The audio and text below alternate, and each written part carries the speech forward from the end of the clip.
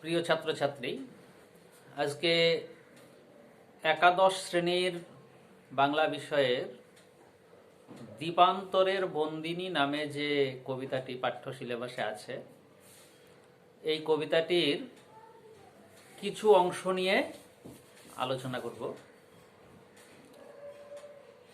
কবিতার আলোচনায় যাওয়ার আগেই এই কবিতার কবি নজরুল ইসলাম, কবির মানসিকতা এবং এই কবিতার প্রেক্ষাপট সম্পর্কে একটু আলোচনার দরকার আছে বলে মনে করি। তোমরা নিশ্চয়ই জানো, পরাধীন ভারতবর্ষে, অর্থাৎ যখন ব্রিটিশ শাসনাধীন ছিল এই ভারতবর্ষ, তখন 1899 খ্রিস্টাব্দে বর্ধমান জেলার চুরুলিয়া গ্রামে কবি নজরুল ইসলাম জন্মগ্রহণ করেছিলেন। নজরুলের জন্মের ঠিক 6 বছর পরেই বঙ্গভঙ্গ আন্দোলন 1905 খ্রিস্টাব্দে হয়েছিল, নিশ্চয়ই জানো। এই বঙ্গভঙ্গ আন্দোলনে দেশ উত্তাল হয়ে উঠেছিল। তারপরে এই 1914 খ্রিস্টাব্দে ঘটে গেছিল প্রথম বিশ্বযুদ্ধ। তার পরবর্তীতেই মানুষজনের মধ্যে স্বাধীনতা লাভের স্পৃহা একটা অন্যরকম মাত্রা পেয়েছিল। দেশকে স্বাধীন করার জন্যে দেশের বিপ্লবী যুব সম্প্রদায় দলে দলে ঝাঁপিয়ে পড়েছিল। সেই বিপ্লবীদের উদ্বুদ্ধ করার জন্যেই কবি নজরুল অনেক কবিতা, গান রচনা করেছিলেন। তোমাদের নিশ্চয় মনে পড়তে পারে দুর্গম গিরি কান্তার মরু দুস্তর পারাবার কবিতাটির কথা। মনে পড়তে পারে কারারই লৌহ কপাট ভেঙে ফেল কররে লোপাট গানটির কথা। কিংবা মনে পড়তে পারে চল চল চল অরুণ খুনের তরুণ দল চল রে চল, এই জাতীয় গানের কথা। মোট কথা হচ্ছে কি, স্বাধীনতা সংগ্রামীদের আরো উদ্বুদ্ধ করার জন্য, দেশের যুব সম্প্রদায়কে বিপ্লবী কর্মে ঝাঁপিয়ে পড়বার জন্যে কবি নজরুল বহু কাব্য এবং বহু গান রচনা করেছিলেন। অগ্নিবীণা, বিষের বাঁশি, ভাঙার গান, ছায়ানট, হিন্দোল, ফণী মনসা, এরকম বহু কাব্য তিনি রচনা করেছিলেন, যেগুলো সেই সময়কালে যারা দেশ স্বাধীন করার জন্যে, দেশমাতৃকাকে পরাধীনতার শৃঙ্খল থেকে মুক্ত করার জন্যে দলে দলে ঝাঁপিয়ে পড়েছিলেন। এই কবিতাটি লিখেছিলেন 1924 খ্রিস্টাব্দে। তার মানে বুঝতেই পারছো, এদিকে 1919 খ্রিস্টাব্দে ঘটে গেছে জালিয়ানওয়ালাবাগে হত্যাকাণ্ড। তারপরে এই গান্ধীজি এবং সুভাষচন্দ্র বসুর নেতৃত্বে স্বাধীনতা আন্দোলন একেবারে চরম পর্যায়ে তখন পৌঁছে গেছে। কাজেই নজরুল তার কাব্যের বিষয় যে সেই স্বাধীনতা আন্দোলনের যারা সেনা, তাদেরকে উদ্বুদ্ধ করার জন্য হবে, এটাই স্বাভাবিক। আর এই কবিতাটি তিনি লিখেছিলেন সেই সময়ে নদিয়া জেলার চন্দননগরে সরস্বতী পুজো উপলক্ষে একটি অনুষ্ঠান ছিল। সেই অনুষ্ঠানে পাঠ করার জন্য 1924 খ্রিস্টাব্দে। আর তারপরে পরে সেই বছরেই কবিতাটি প্রকাশ হয়েছিল বিজলি নামে একটি পত্রিকায়। আর সবশেষে গিয়ে 1927 খ্রিস্টাব্দে এটি ফণী মনসা নামে কবির যে একটি বিখ্যাত কাব্যগ্রন্থ আছে, সেই ফণী মনসা কাব্যের অন্তর্ভুক্ত হয়। বোঝা গেল এ পর্যন্ত। আমি যেটুকু বলতে চাইলাম তার সারমর্ম এই যে পরাধীন ভারতবর্ষে সেই সময় ব্রিটিশ শাসনের এই যে দমন পীড়ন, এই যে স্বাধীনতা সংগ্রামীদেরকে নানানভাবে তাদের উপরে অত্যাচার চালানো, তাদেরকে দ্বীপান্তরে অর্থাৎ আন্দামান দ্বীপে যেখানে সেলুলার জেল ছিল সেখানে নির্বাসন দেওয়া, সেখানে তাদের উপরে অকথ্য অত্যাচার চালানো, এই যে এইরকম একটা পরিস্থিতি, সেই পরিস্থিতির ওপর দাঁড়িয়ে, সেই পরিস্থিতির পর্যবেক্ষণ করে কবি এই কাব্যটি, এই কবিতাটি লিখেছেন। দেখো কবিতার শুরুতেই কবি কি বলছেন, আসে নাই ফিরে ভারত ভারতী, মার কতদিন দীপান্তর, পুণ্যবেদীর শূন্যে ধ্বনিল ক্রন্দন 150 বছর। আসে নাই ফিরে ভারত ভারতী। কবিতার প্রথমেই কবি আক্ষেপ করেছেন, অনেক দিন তো হয়ে গেল, এখনো কি তাহলে ভারত ভারতী ফিরে আসেনি? এই প্রসঙ্গে একটি কথা বলি, তোমাদের প্রথমে যেটা জানতে হবে সেটা হচ্ছে ভারতী কাকে বলা হয়, কে ভারতী? ভারতী হচ্ছেন দেবী সরস্বতী, তাকে বলা হয় বাক দেবী। বাক দেবী হিসেবেই তিনি পরিচিতা। তো তোমরা নিশ্চয়ই জানো যে পরাধীন ভারতবর্ষে আমাদের বাক স্বাধীনতা ছিল না।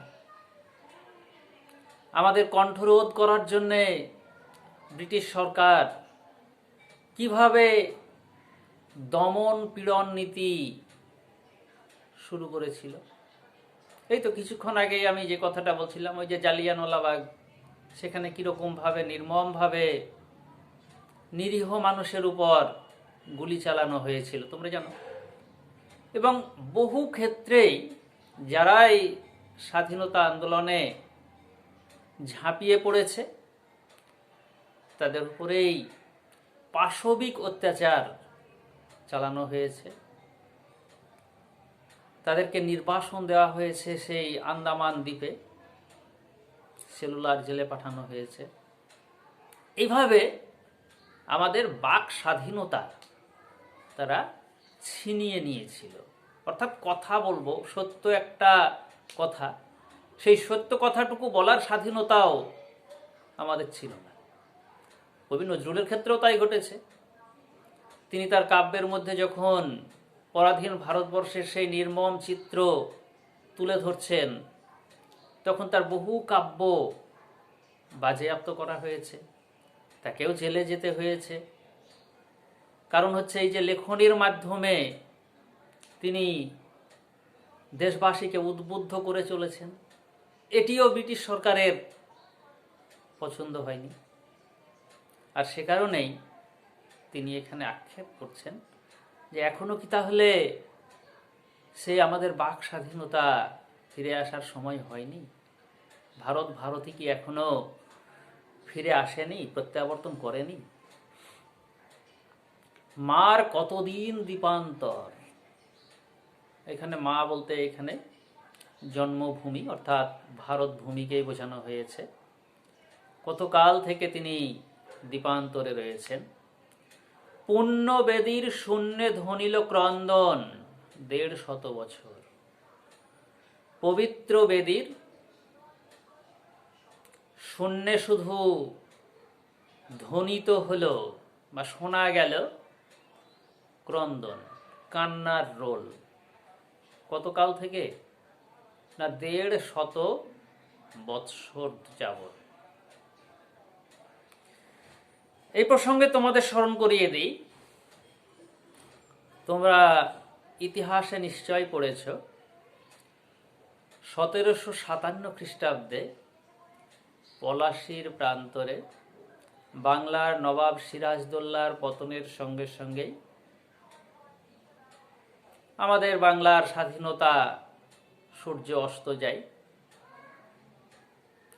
আর তারপরেই ব্রিটিশ সরকার এক এক করে গোটা ভারতবর্ষটাকে নিজেদের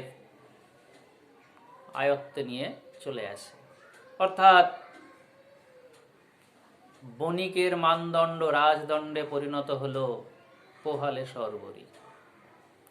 বণিক বেশে তারা প্রথম এসেছিল, তারপরে এই দেশের দণ্ডমুণ্ডের কর্তা অর্থাৎ রাজা হয়ে ওঠে, অর্থাৎ সর্বে সর্বা হয়ে ওঠে এই ব্রিটিশ সরকার।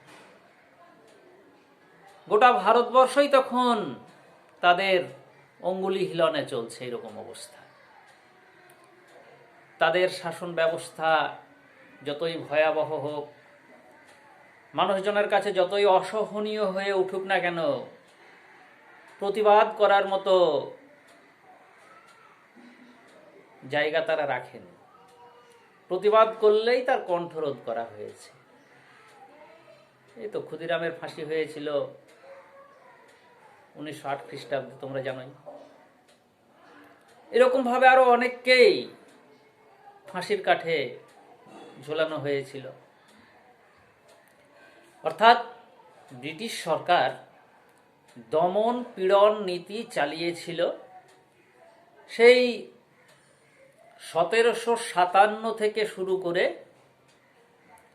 অদ্যাবধি, অর্থাৎ ১৯২৪ খ্রিস্টাব্দে যখন তিনি কবিতাটি লিখছেন সেই সময় পর্যন্ত। অঙ্কের হিসেবে এটি অবশ্য ১৫০ বছরের একটু বেশি হবে, কারণ ১৯২৪ খ্রিস্টাব্দে তিনি কবিতাটি লিখছেন আর দেশ পরাধীন হয়েছিল ১৭৫৭ খ্রিস্টাব্দে। তার মানে হিসেব অনুযায়ী প্রায় ১৬৭-৬৮ বছর মতো হচ্ছে। কিন্তু ছন্দের প্রয়োজনে একটা মোটামুটি হিসেব তিনি দিয়েছেন যে প্রায় ১৫০ বছর যাবৎ পুণ্যবেদীর শূন্যে শুধু ক্রন্দন ধ্বনিত হলো। দেশ স্বাধীন হলো না, দেশ পরাধীন থেকে গেল, আমাদের ভারত মাতা লাঞ্ছিত এবং অপমানিত।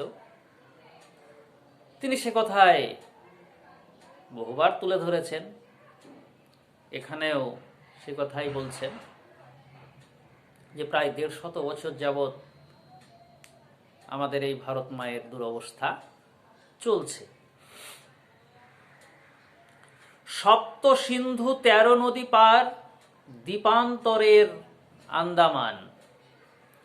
সপ্ত সিন্ধু ১৩ নদী পার, দ্বীপান্তরের আন্দামান। অর্থাৎ ৭ সমুদ্র ১৩ নদী পার হয়ে যে দ্বীপ, সেই দ্বীপটা হচ্ছে কোথায়?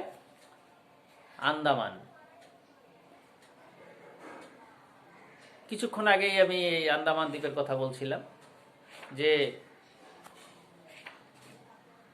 বঙ্গোপসাগরের বুকে জেগে ওঠা একটি দ্বীপপুঞ্জ হচ্ছে আন্দামান।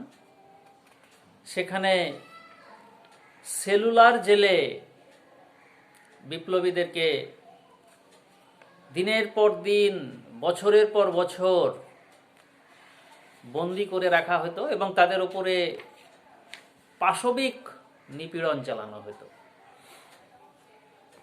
তা সেটাই বলতে চাইছেন যে সপ্ত সিন্ধু ১৩ নদী পার করে, অর্থাৎ ৭ সমুদ্র ১৩ নদী পার হয়ে যেন সেই আন্দামান দ্বীপ, সেই দ্বীপে সেখানে কি হচ্ছে দেখো, রূপের কমল রূপার কাঠির কঠিন স্পর্শে যেখানে ম্লান, শতদল যেথা শতধা ভিন্ন, শস্ত্র পানির অস্ত্র ঘায়। সাত সমুদ্র 13 নদী পরে রয়েছে আন্দামান দ্বীপ, সেখানে এই বিপ্লবীদের বন্দি করে রাখা হয়েছে, তাদের উপরে পাশবিক নিপীড়ন চালানো হচ্ছে। আর এদিকে কি ঘটছে, রূপের কমল, এখানে দেশের যুব সম্প্রদায়কে রূপের কমল বা রূপের পদ্ম, কমল মানে হচ্ছে পদ্ম, রূপের পদ্ম হিসেবে কবি তুলনা করছেন। তাদেরকে কি করে রাখা হয়েছে, রূপার কাঠির কঠিন স্পর্শে যেখানে ম্লান। তোমরা রূপকথার গল্প নিশ্চয়ই শুনেছ, সেখানে 7 সমুদ্র 13 নদী পারে দেখা গেছে এক রাজকুমারী, তিনি শুয়ে পালঙ্কের ওপরে শুয়ে ঘুমাচ্ছেন, একদিকে রাখা আছে সোনার কাঠি আর একদিকে রাখা আছে রূপার কাঠি। সোনার কাঠি স্পর্শ করলে রাজকুমারী জেগে উঠেন, আর রূপার কাঠি স্পর্শ করলে তিনি ঘুমিয়ে পড়েন। তো আমাদের দেশের যুব সম্প্রদায়কে, অর্থাৎ যাদেরকে তিনি এখানে পদ্মের সঙ্গে তুলনা করেছেন, তারা যেন রূপার কাঠির স্পর্শ পেয়ে ম্লান হয়ে আছে বা সুপ্ত অবস্থায় আছে।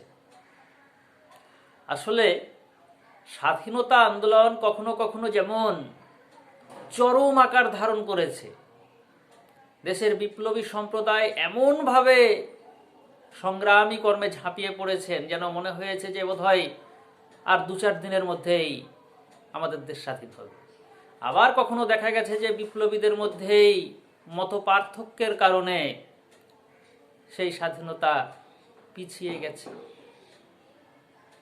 আবার অনেকেই এই যে ব্রিটিশ সরকার যেভাবে দমন পীড়ন নীতি চালিয়ে যাচ্ছিল, স্বাধীনতা সংগ্রামীদের উপরে অকথ্য নির্যাতন চালিয়ে যাচ্ছিল, সেই নির্যাতনের ভয়ে সুপ্ত অবস্থায় ছিলেন বা বিপ্লব কর্মে ঝাঁপ দেওয়ার জন্যে এগিয়ে যেতে পারেননি।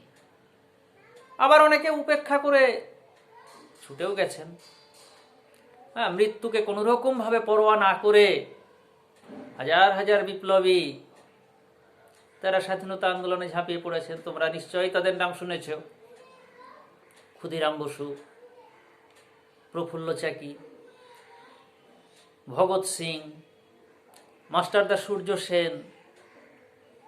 এটা জানতেন যে আমরা যদি স্বাধীনতা আন্দোলন চালিয়ে যাই তাহলে হয়তো আমাদেরকে ব্রিটিশ সরকার এরকমভাবেই মেরে ফেলবে, কিন্তু তবুও মৃত্যুকে পরোয়া না করে তারা স্বাধীনতা আন্দোলনে ঝাঁপিয়ে পড়েছেন। কিন্তু সবার পক্ষে তো সেটা সম্ভব নয়। অনেকেই আছেন শান্তশিষ্ট, যারা এই সব কাজে ঝাঁপিয়ে পড়তে দ্বিধা বোধ করেন, পারেননি। তো এইরকম শ্রেণীর যুব সম্প্রদায়কে তিনি স্বাধীনতা কর্মে ঝাঁপিয়ে পড়ার জন্য বা উদ্বুদ্ধ করার জন্যেই কিছুক্ষণ আগে যে বললাম অনেকগুলো কবিতা, অনেকগুলো গান তিনি লিখেছিলেন। চল চল চল, কিংবা দুর্গম গিরি কান্তার মরু, কিংবা কারার ওই লৌহ কপাট, এরকম জাতীয় বহু গানের কথা আমি বললাম, এবং আরো আছে প্রচুর গান। তো এখানে যেন সেই ওই শ্রেণীর যুব সম্প্রদায় তারা যেন রূপোর কাঠির স্পর্শে সুপ্ত অবস্থায় রয়েছেন। শতদল যেথা শতদা ভিন্ন, শস্ত্র পানির অস্ত্র ঘায়। শতদল অর্থাৎ পদ্ম, পদ্ম এখানে দেশের যুব সম্প্রদায়, তারা ছিন্ন বিচ্ছিন্ন হয়ে আছে। একত্রিত হয়ে স্বাধীনতা আন্দোলন, জোরদার একটা প্রতিবাদ তৈরি করতে পারছেন না। তারা যেন এই শস্ত্র পানির অস্ত্রঘায়, অর্থাৎ অস্ত্রধারী ব্রিটিশ শাসকের ভয়ে বা যে কোনো কারণেই হোক, তারা যেন একত্রিত হতে পারছেন না বা একসঙ্গে একটা জোরালো আন্দোলন গড়ে তাদেরকে দেশ থেকে উৎখাত করতে পারছেন না। তো যেন তারা ছিন্ন ভিন্ন বা ছড়িয়ে ছিটিয়ে আছে। যন্ত্রী যেখানে শান্তি বসায়ে বিনার তন্ত্রী কাটিছে হায়, সেখান হতে কি বেতার সেতারে এসেছে মুক্ত বন্ধ সুর। যন্ত্রী, যন্ত্রী হচ্ছে যিনি যন্ত্র চালনা করেন বা যন্ত্র চালক, তিনি কি করেছেন না শান্তি বসায়ে বিনার তন্ত্রী কাটিছে হায়। শান্তি মানে হচ্ছে সিপাই, সিপাই বসিয়ে বিনার তার কেটে দিয়েছেন। তো সেখান হতে কি বেতার সেতারে এসেছে মুক্ত বন্ধ সুর।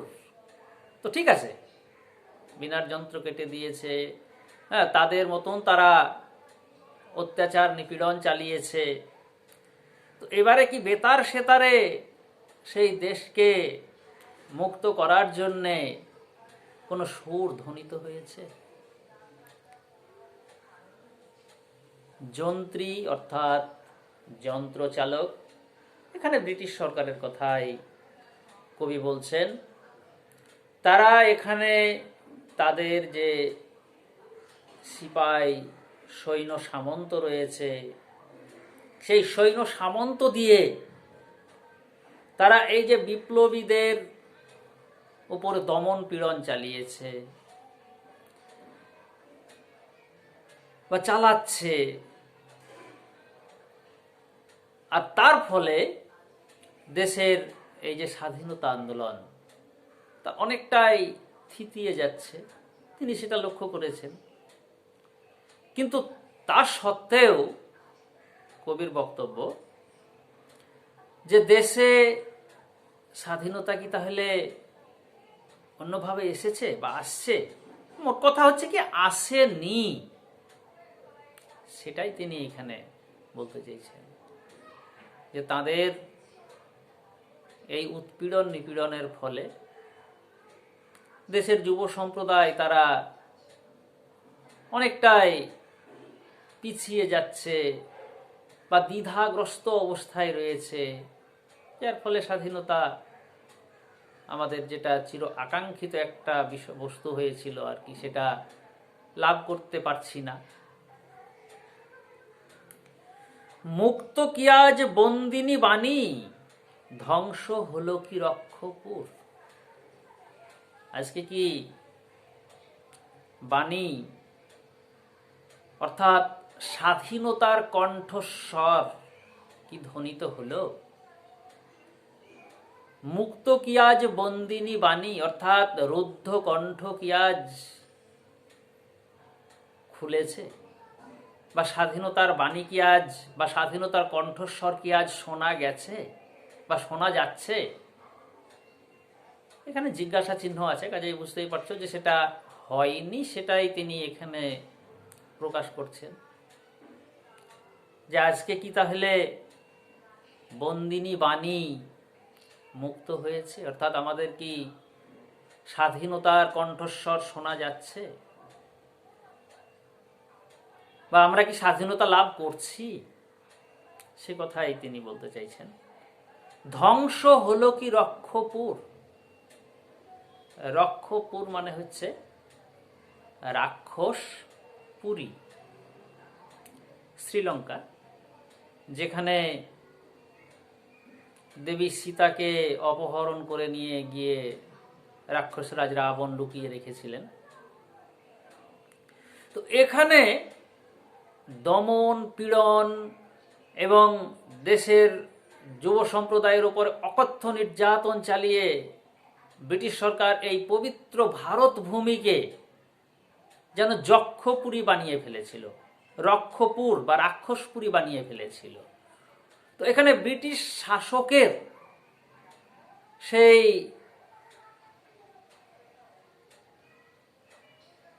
এহেন অবস্থাকে, মানে এই যে দমন পীড়ন, এই অবস্থাকে বোঝাতেই কবি রক্ষপুর বা রাক্ষসপুরী হিসেবে কল্পনা করছেন। তো এখানে কবির বক্তব্য হচ্ছে কি, তাহলে কি সেই রক্ষপুর অর্থাৎ রাক্ষসপুরীর ধ্বংস হয়েছে? আমাদের সেই পবিত্র ভারত ভূমি কি আমরা এবার তাহলে ফিরে পাব? এখানে আবার একটা কথা বলি, দেশের স্বাধীনতা সংগ্রামীদের তিনি বিভিন্নভাবে উদ্বুদ্ধ করতে চাইছেন, তাদেরকে আরো বেশি দলে দলে এই স্বাধীনতা কর্মে ঝাঁপিয়ে পড়ার জন্য তিনি আহ্বান জানাচ্ছেন বহুভাবে। হ্যাঁ, দেশের অবস্থা কখনো বোঝাচ্ছেন, কখনো ব্রিটিশ সরকার কিভাবে দেশের মানুষের উপরে নিপীড়ন চালাচ্ছে সেই প্রসঙ্গ নিয়ে আসছেন।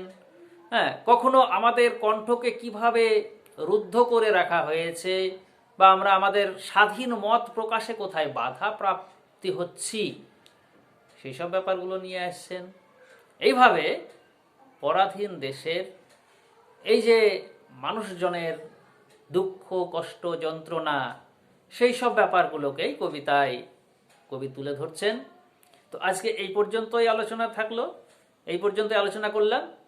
হ্যাঁ, তোমরা এতটুকু পর্যন্তই পড়বে, ধ্বংস হলো কি রক্ষপুর, এটুকু পড়বে। পরের ক্লাসে আমি বাকি অংশ যতটুকু আলোচনা করা সম্ভব হয়, পরের ক্লাসেও সম্ভবত পুরোটা পারা যাবে না, হয়তো আরো দুটো ক্লাস লাগবে, তো তখন ধাপে ধাপে আরো আলোচনা করব। আজকে তাহলে এই পর্যন্তই থাকছে। ধন্যবাদ।